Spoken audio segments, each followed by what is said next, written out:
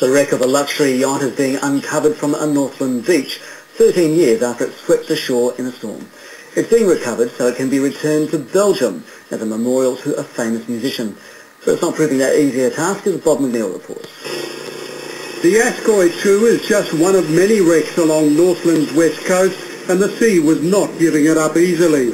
Local contractors joined the battle against the tide and the sand, but the yacht wasn't budging.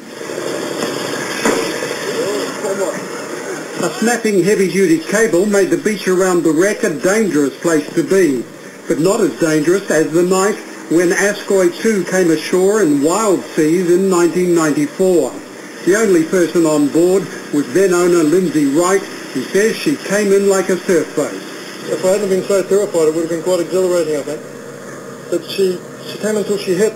She sort of came surfing down a wave and hit, and went down on her side. And as the wave went out, it smashed her back on the other side.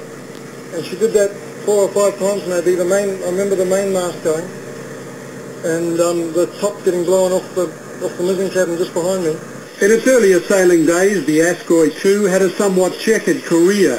It was once owned by Colombian drug runners and was also bought by a famous Belgian singer named Jacques Brel. He's the reason the Belgians want the boat back. Because Jacques Brel is so well known and so appreciated in Belgium. And also the fact that it is a ship, it is something spiritual, it is in his spirit, in his mind. About 100 people gathered to watch the battle between the boat and the high tides that kept flooding the hole the hull was resting in. At one stage, something was found inside the wreck. It was Lindsay Wright's rescue beacon, which hadn't been activated. I didn't set it off. I sort of had my hands full at the time, and I figured I was heading towards shore, so there's no real point.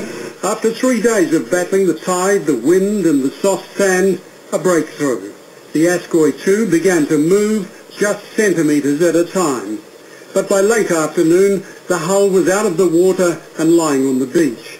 The mastermind of the salvage effort was Noel Hilliam. He's relieved to have the Ascoy 2 back on solid ground. We didn't want to have to pump her out and get the sand out for a 4th time. We've done it 3 days running and, 5 tides, pump it out and fill up, then pump out, but no, the right machinery, and a real credit to the local contractors here. Lindsay Wright, the man who came in here aboard the Ascoy 2 all those years ago, always said he didn't want the ship to die here, and now it won't. But all that's likely to be salvageable for the Belgians is the 10-ton lead keel. It'll all be transported back to the Dargaville Museum early in the new year to wait for a ship that will take it back to Belgium. Bob McNeill, 3 News.